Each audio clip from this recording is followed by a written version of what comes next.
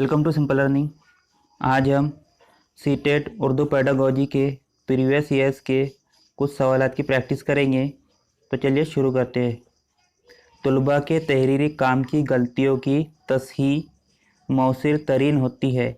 तस्हीह यानी करेक्शन करना या इस्लाह करना। तो ये कब मौसिर तरीन होती है? अगर उस्ताद तुलबा को मश्क का मज़ीद काम देता है, यहाँ तक कि तुलबा अपनी इस्लाह खुद कर ले, या दुरुस्त जवाबात बोर्ड पर लिखता है, या गलत जवाबात पर नज़रसानी करता है, या नुमाया गलतियों की निशानदेही करता है और तुलबा खुद तस्हीह करते हैं यानी दुरुस्त करते हैं। तो देखिए यहाँ पूछा है तुलबा के तहरीरी काम यानी लिखने वाले काम की गलतियों की तस्हीह मौसिर तरीन होती है। तस्हीह करना यानी करेक्शन करना या इस्लाह करना। तो उस्ताद कब तुलबा के तहरीरी कामों की इस्लाह कर सकता है? ऑप्शन से क्या तुलबा को मश्क का मज़ीद काम देता है, यहाँ तक कि तुलबा अपनी इस्लाह खुद कर ले, या दुरुस्त जवाबात बोर्ड पर लिखता है, या गलत जवाबात पर नज़रसानी करता है, या नुमाया गलतियों की निशानदेही करता है, तुलबा खुद तस्हीह करते हैं। तो अगर उस्ताद तुलबा की नुमाया गलतियों की निशानदेही करता है तो तुलबा खुद इस तहरीर में करेक्शन करते हैं यानी तस्हीह करते हैं। इसलिए यहाँ पे सही जवाब होगा ऑप्शन 4। इसी तरह ऑप्शन 3 है गलत जवाबात पर नज़रसानी करे, तो यह ऑप्शन भी सही नहीं होगा।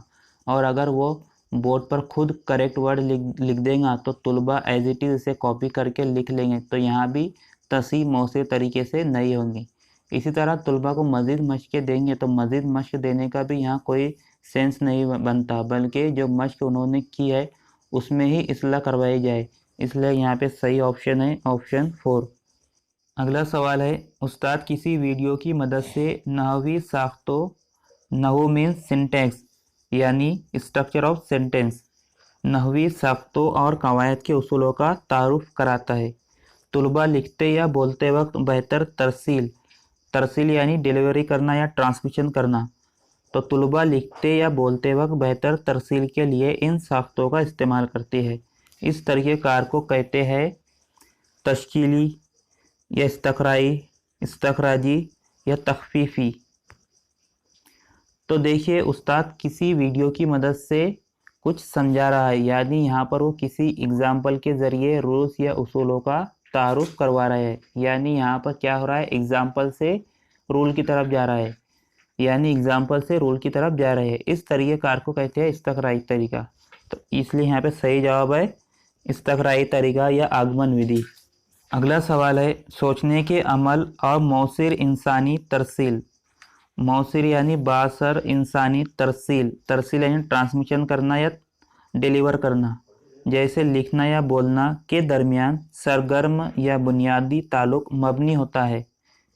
ऑप्शन है तलफ़ुज़ या लहजे पर, या लफ्ज़ों की पहचान और जुमला साजी पर, या बाज़ आवाज़ों पर ज़ोर देने पर, या नहवी साख्तों पर। तो देखिए यहाँ पूछा है सोचने का अमल और मौसिर यानी बासर इंसानी तरसील यानी ट्रांसफ़र करना या डिलीवर करना, जैसे लिखना या बोलना के दरमियान बुनियादी या बेसिक ताल्लुक मबनी होता है। तो ये किस पर मबनी होता है? नहवी साख्तों पर। नहवी साख्त मीन्स जुमलों की साख्त।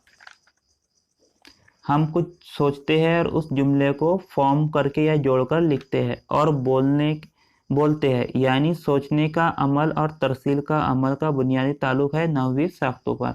इसलिए सही जवाब है ऑप्शन 4। अगला सवाल है ज़बानदानी की मुंदरजा झैल सलाहियतें किस तरतीब में बआसानी हासिल की जा सकती है?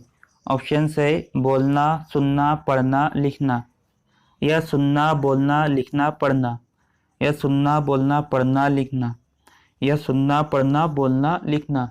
तो देखिए सबसे पहले बच्चा सुनता है, बोलता है, फिर पढ़ता है और फिर लिखता है, यानी LSRW listening, speaking, reading, writing. इसलिए यहाँ पे सही जवाब है ऑप्शन 3। अगला सवाल है किसी ज़बान को बेहतर तौर पर सीखा जा सकता है अगर जो कुछ सीखा जा रहा है वो क्लासरूम के सख्त माहौल का पाबंद हो, या सूरत और आवाज़ के लिहाज से मादरी ज़बान से करीब तर हो, या कॉलेज में दाखिला पाने के इम्कानात में बेहतरी ला सके, या तुलबा की ज़िंदगी के उसूलों और मकासद के लिहाज से कारगर हो। तो देखिए यहाँ पूछा है, पहला ऑप्शन है क्लासरूम के सख्त माहौल का पाबंद हो, तो यहाँ पे सख्त माहौल की बात की जा रही है, तो यह ऑप्शन तो यही गलत हो गया। इसी तरह कॉलेज में दाखिला पाने के इम्कानात में बेहतरी ला सके, तो ये ऑप्शन भी गलत है। तो यहाँ पे सही जवाब क्या होगा, तलबा की ज़िंदगी के उसूल और मकासद के लिहाज से कारगर हो। तो किसी ज़बान को बेहतर तौर पर कब सीखा जा सकता है, अगर जो कुछ सीखा जा रहा है वो तलबा की ज़िंदगी के उसूल और मकासद के लिहाज से कारगर हो। अगर हम जो कुछ सिखा रहे हैं वो तलबा की रियल लाइफ से कनेक्टेड होगा और उनकी ज़िंदगी के मकासद के लिहाज से कारगर होगा, तो तलबा बेहतर तौर पर ज़बान को सीख सकते हैं। अगला सवाल है, पढ़ने के दौरान जब तलबा को नामानूस लफ्ज़ों का सामना होता है तो उन्हें बताया जाना चाहिए कि वह तहरीर को समझने के लिए ज़्यादा आसान तहरीरों का इंतखाब करे, या लुगत देखे, या उस्ताद या पड़ोसी से रब्ता करे, या मानी का अंदाज़ा करने के लिए सियाक व सबाक से मदद हासिल करे। तो यहाँ पूछा है, पढ़ने के दौरान जब तलबा को नामानूस यानी कि नामालूम लफ्ज़ों का सामना होता है तो उन्हें बताया जाना चाहिए कि वो तहरीर को समझने के लिए क्या करे। क्या ज़्यादा आसान तहरीरों का इंतखाब करे, तो हमेशा तो आसान तहरीरों का इंतखाब नहीं कर सकते।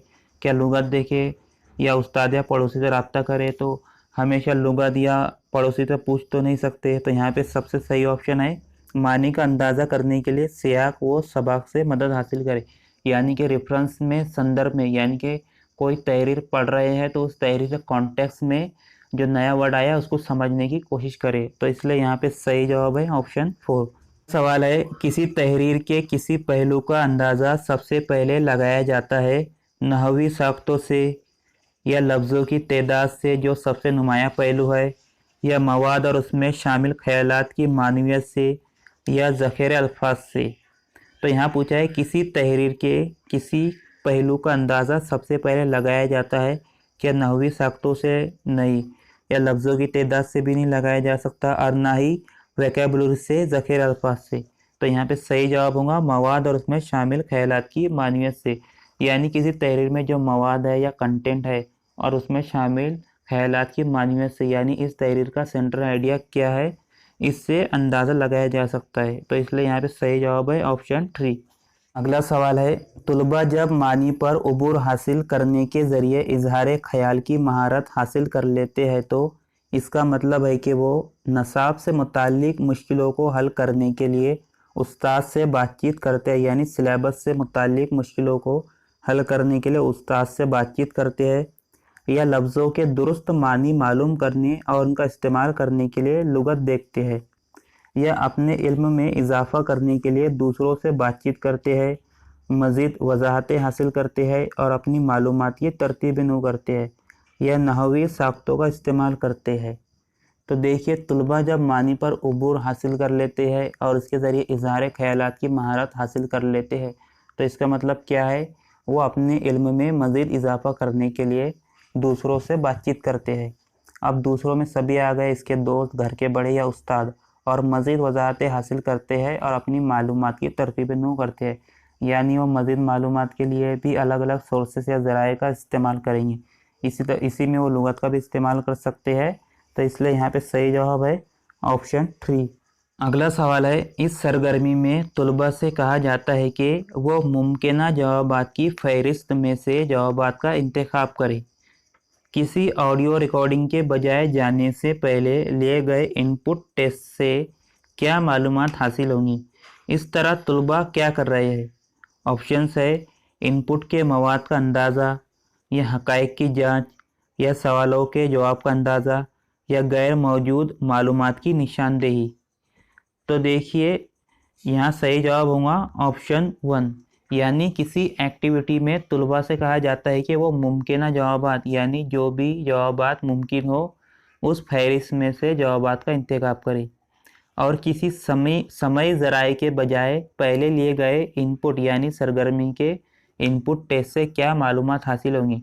इस तरह तलबा क्या कर रहे हैं, इनपुट टेस्ट के मवाद का अंदाज़ा कर रहे हैं। अगला सवाल है, तहरीर को समझने की बेहतर सतह किस तरह ज़ाहिर होती है, यानी जो लिखा हुआ है उसको समझने की बेहतर सतह किस तरह ज़ाहिर होती है।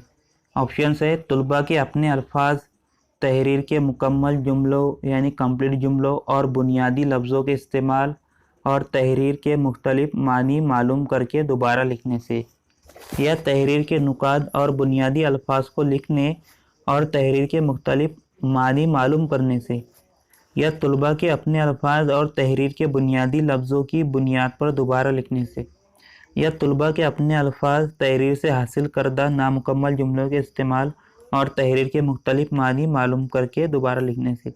तो यहाँ पे सही जवाब होगा तहरीर को समझने की बेहतर सतह तलबा के अपने अल्फाज जो तलबा ने खुद लिखे हैं और तहरीर के मुकम्मल जुमले जो भी कंप्लीट जुमले हैं और बुनियादी लफ्ज़ों का इस्तेमाल और तहरीर के मुख्तलिफ मानी मालूम करके दोबारा लिखने से।